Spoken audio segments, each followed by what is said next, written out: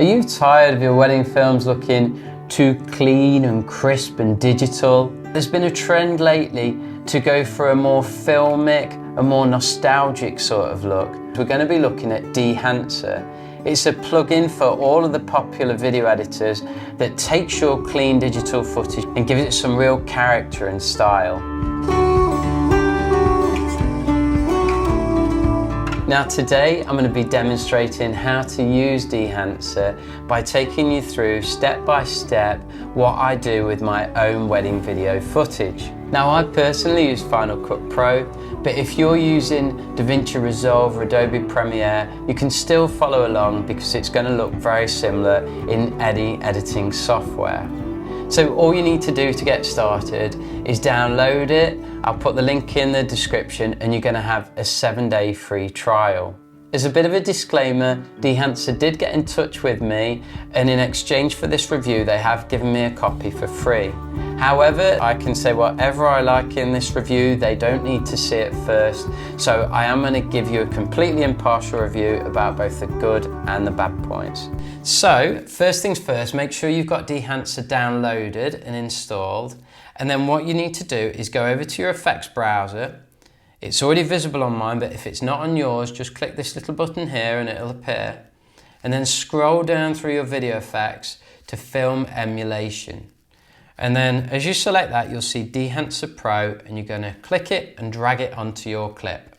And you'll see straight away it applies one of its film stocks. I'm actually going to switch that off because I want to show you everything from the absolute beginning. And the way this works is you start at the top categories and you work your way down. So the first one is input, and first thing you need to do is tell it what kind of footage you're working with. So the default is Rec 709, that's correct for my footage. If you were shooting in a log profile, you'd have to click on that, click to choose a camera, and then these other boxes would appear. You'd choose the make of your camera, the model, and then you could choose your log profile. The other three settings to look at here are different compensation settings. There's exposure, temperature, and tint. The idea here is that if your footage needs a little bit of color correction before you go any further, this is where you can do it. I'm really happy with my image, and so I'm going to move down. I'm going to go here to the film section, and this is where you apply your film stock. This category, as with all of the others, has this enabled option at the bottom. And it's important to tick the box for any category to show the effects that are being applied to your footage. So watch this, if I click this, immediately it's applied the default film stock, which is this Kodak Vision. If you want to change it, you just click on it, dead easy. And as you'll see, there are loads and loads of film stocks. It's really incredible what they're offering you here. So what I recommend is going through the list, make a little note of your favorite film stocks, and then when you come back, you've not got to go through the whole list again. So I did this earlier, and I found that the film stock that I really want for this demonstration is this one, Kodak Ektachrome E100. So happy with that. We're then going to look at Film Developer. Now there's a lot of settings here, but the one that I think needs attention is this one, Contrast Boost. This particular film stock and a lot of the others, sometimes they've got very low contrast, and it might be that you like the look they give, but you want your image to be a bit more punchy. So what I'm going to do is take that contrast boost and knock it up to about 30. If it's not actually taking effect, you must always remember to tick this enable box. But yeah, as you move it up and down, you can see, for me, about 30 odd. I didn't really find anything particularly useful for me in film compression, but here in Expand, the black point and the white point were both really, really useful. So the black point affects the darker shades in your image, such as her hair and such as the dark areas of the trees in the background, and the white point will affect the highlights. So this effect is enabled, so if I take the black point, if I scale that up, you don't want to go too far, but somewhere around 8 looks good to me. I'm going to move down. Print, I didn't really find anything useful there. Color head could be useful for a lot of you. If you want to give your, basically do a bit of color grading and give your footage a particular tone, this is where you do it. So here you've got sliders at the top for yellow to blue, magenta to green, cyan to red. So if you slide this yellow to blue one, if you slide it this way, or remember to switch that on, it will go yellow, and if you go that way, it will go blue. So it might be that you just want to give it a cool tone to give a particular mood or feeling, or you might want a warmer tone.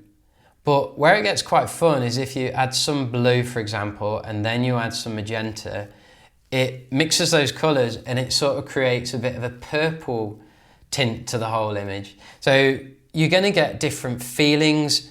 You know, there's a lot of psychology, colour psychology involved in photography and filmmaking, and particular colours are emotive of different feelings. So it's a really good thing to play around with. But for me in this case, as I've said, I want my colours quite neutral. So if you want to play with it, that's where you do it.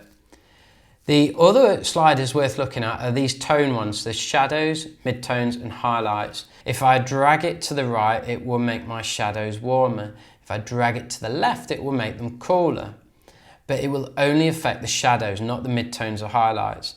And it's the same with the other ones. This one will only affect the midtones and this will only affect the highlights. So there's a lot of control here amongst these three sliders and these above. Now this for me is where it gets really fun, film grain. So obviously old film stock had a grainy look to it, and that's a characteristic that a lot of filmmakers really love to this day. They find it really nostalgic. So this film look is already enabled. I'm going to zoom into 100% so you can see it a bit more clearly. And if you look on the bride's face, you can see on her skin that there's a bit of a grainy look. At the moment, it's at 35mm ISO 250. So as you look through these, you'll see there's 8mm, 16, 35 and 65mm. What I have found in layman's terms, if I go with 8mm, look at the grain on her face. So the grain is quite big and chunky with a low millimeter value. If I go to 65 with the same ISO, so 65mm now, it's really fine. So the lower the millimeters, the chunkier the grain, the higher the millimeters, the finer the grain.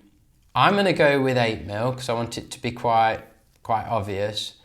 But then the ISO, what does that do? So if you have a low ISO value of 50, that grain's quite subtle, and watch if I take it up to the max of 500.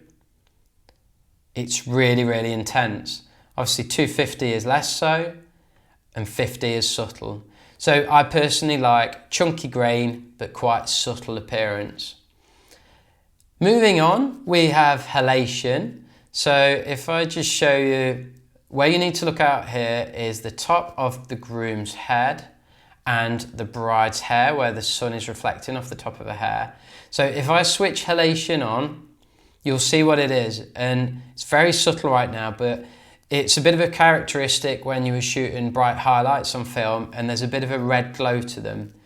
You can't see it very much, but just like with film grain, if you change the millimeter to a low value, the effect becomes much more prevalent. And you see there, it's quite a nice, strong halation effect. If you put it on 65, you can barely see it at all. So with that in mind, tweak it to your own preferences. Moving down, we have bloom. I'm going to enable that effect. And if I switch it off again, if you look again for the highlights, bloom is basically where any glowing parts of the shots sort of blur out a little bit. They go a bit dreamy. So watch now when I switch it on. You see it around the brightest spots, same as halation. And just like with the previous settings we've made, if you use a low millimeter value, it's going to be much more apparent. Watch this. And then if I switch the effect off and on now, you can see that the bloom is strong. So tweak it as you see fit. I'm going to leave it with a nice strong effect. There's another one here called film damage. If I enable this and I use a low millimeter value again, if I play the clip, you'll see there's going to be all scratches, like the film was all scratched and damaged. It's not a look that I want, it's probably a step too far for my preferences. Moving down, the next effect I would pay attention to is vignette.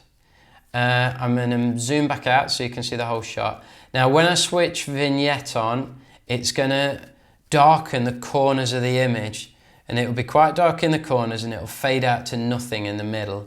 So watch now, I'm going to switch it on, and that's a vignette. There's all sorts of settings here where you can change the size of it. You could have it so it just sticks right into the corner, but I quite like these default settings. And a nice sort of byproduct of a vignette is because the corners are darker, your eye as the viewer is drawn more into what's in the middle of the frame. So this is a good effect as well. You can tweak all the values as you wish. And then the final one I'd look at is this, output. So basically, if you imagine the combination of all the effects you've put on so far in Dehancer, you know, you may have gone a little bit far. You might look at the image at this stage and think, oh, it's really good, but maybe I got a little bit carried away. This 100 means it's on 100% of all the settings that you have put together so far. So basically, as you take this number down, it's basically like saying, oh, tone it back a bit, you know, tone it back. So the further you take it down, the more it tones it back. If you took it down to 0, basically it's just switching all the effects off. So what I find is get it back up to 100 and then maybe just knock it down a bit to 85 or 90 if you think you've gone a little bit too far. Just a light touch is normally enough. And for me, that's it. I mean, there are lots of other fine-tuning features you can go into, but I've been through them all, and these are the ones I found the most valuable. And what I could then do if I wanted to is take all of these Dehancer sort of settings, everything I've done to this clip, I could copy and paste it onto a bunch of other clips, nice and easy.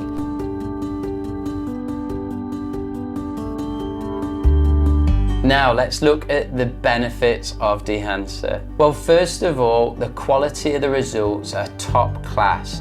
The guys at Dehancer have authentically created some of the most popular film stocks from the past. And they've given you complete control to customize and tweak any of the little settings to your heart's content.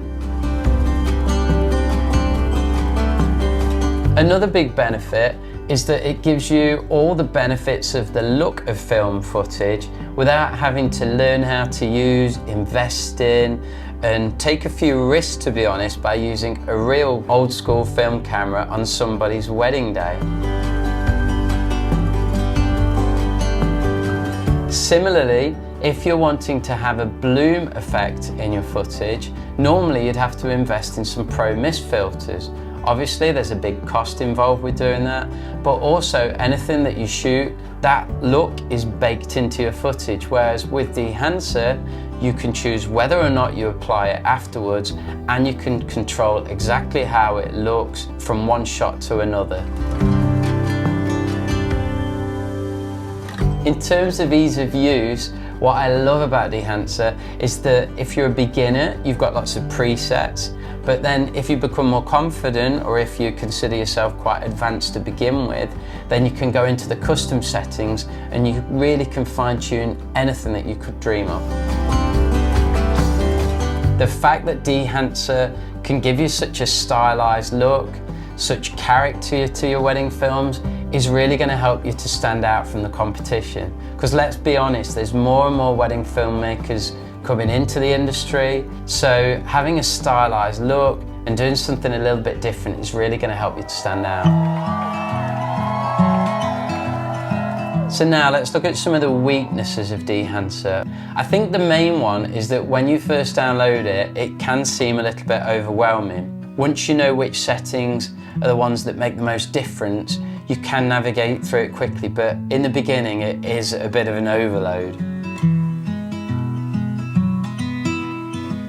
Another small weakness is that there's not a quick way of taking an individual setting or a group of settings back to their default values. Another disadvantage ironically comes from the fact that because there are so many film stocks for you to choose from, it can be hard to remember which are your favourite ones. be great if there's a way where you could set your favorites. And the final disadvantage is that if you're buying Dehancer Pro, it is a pretty big investment for wedding filmmakers, as it's $450. They do have a different plan called Dehancer Lite. Could go for that, and that's only $200, so it is a lot more affordable. So now let's wrap things up. I had so much fun using Dehancer.